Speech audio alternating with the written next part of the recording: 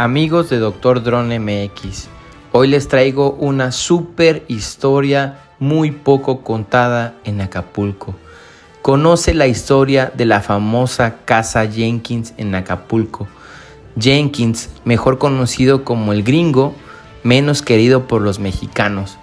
William O. Jenkins construyó en 1949 una casa de ensueño en la península del fraccionamiento Las Playas, la cual posee una asombrosa y estratégica vista de 360 grados de la bahía de Acapulco. Hubo un tiempo que tener una casa en el puerto de Acapulco era algo de ensueño, donde las élites o el jet set se alojaban para organizar fiestas de renombre, disfrutar las puestas de sol o descansar bajo un camastro junto con tu copa de champaña.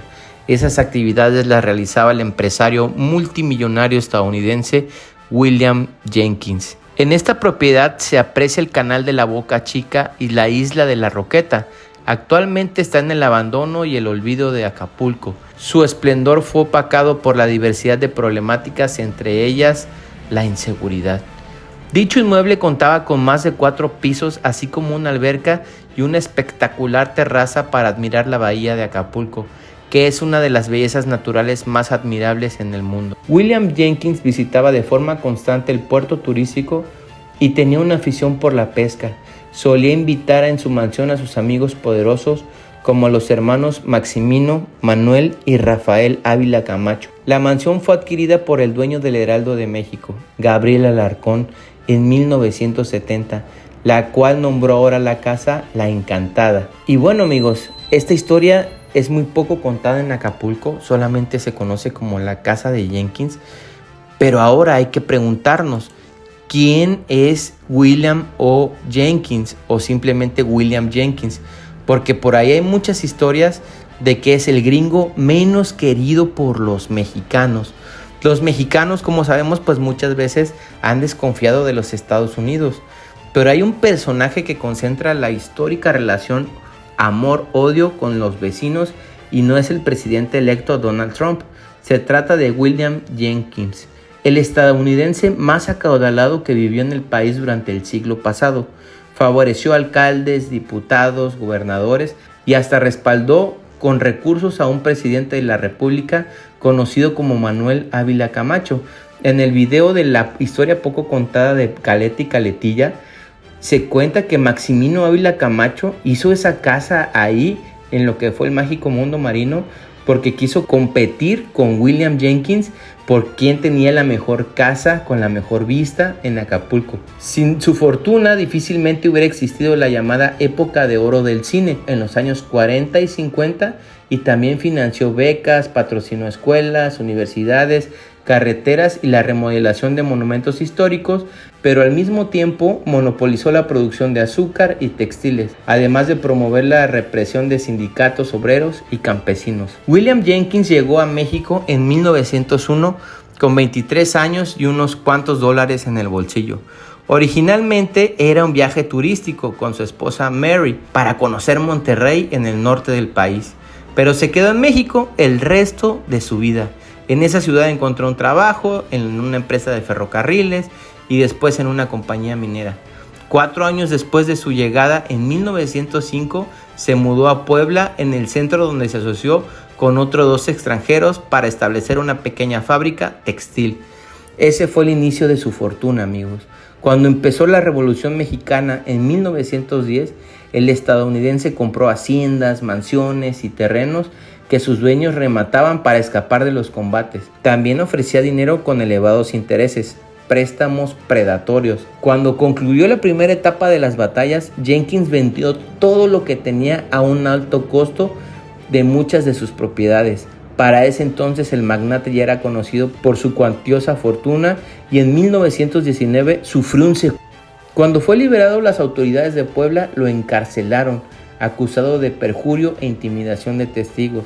Muchos cuentan que él fingió su secuestro. El incidente provocó un conflicto diplomático entre México y Estados Unidos. Después de el magnate compró todas las plantaciones de caña de azúcar en Atencingo, Puebla, donde se encontraba el ingenio más importante del país. La propiedad fue nacionalizada por el gobierno del presidente Lázaro Cárdenas del Río, pero entonces el magnate invirtió su dinero en el cine. En pocos años era dueño del 80% de las salas cinematográficas del país, imagínense amigos, e incluso apoyó la producción de varias películas. También compró el Banco de Comercio, Bancomer, la institución financiera más grande de la época.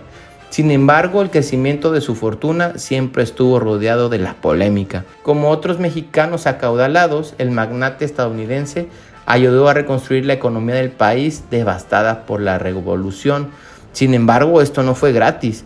Los personajes que surgieron del movimiento armado necesitaban dinero de empresarios como Jenkins para ganar elecciones, y ellos a su vez necesitaban el respaldo de los políticos para seguir aumentando su fortuna. Es lo que podemos llamar como un capitalismo de cuates en la época. Empresarios como Jenkins hacen favores a políticos y ellos le hacen favores a los empresarios, que eso es algo que no ha cambiado mucho en la actualidad. Por ejemplo, se hacen de la vista gorda con prácticas monopólicas cuando reprimen con fuerza a los sindicatos o como cuando realizan prácticas que se suponen desterradas por la revolución, como las tiendas de raya. Estos lugares comunes en las haciendas durante el gobierno de Porfirio Díaz fueron negocios donde los campesinos eran obligados a comprar su comida a precios más altos de lo normal.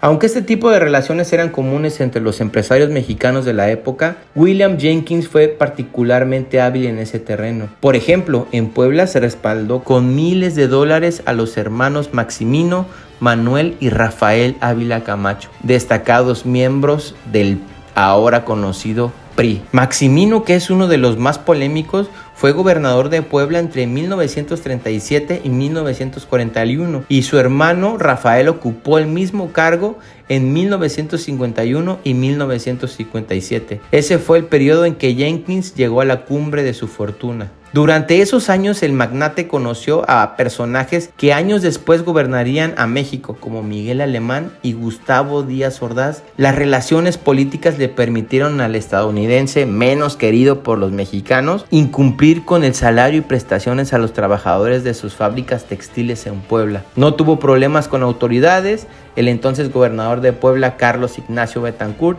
solía vacacionar en la mansión de Jenkins en el balneario de Acapulco, justo la mansión que estamos viendo en estos momentos, amigos. En el México actual, William Jenkins no sería un personaje extraño. Jenkins parecería muy presente a esta época. Como se dice en la contraportada de uno de los libros de su vida, fue el precursor de la actual plutocracia mexicana.